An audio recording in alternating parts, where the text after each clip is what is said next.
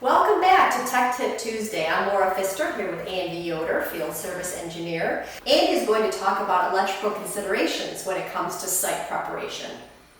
Yeah, so the biggest recommendation I can make is to have enough electrical in a way so that you have different capabilities or different access points for the technician to, plug all the instrumentation into.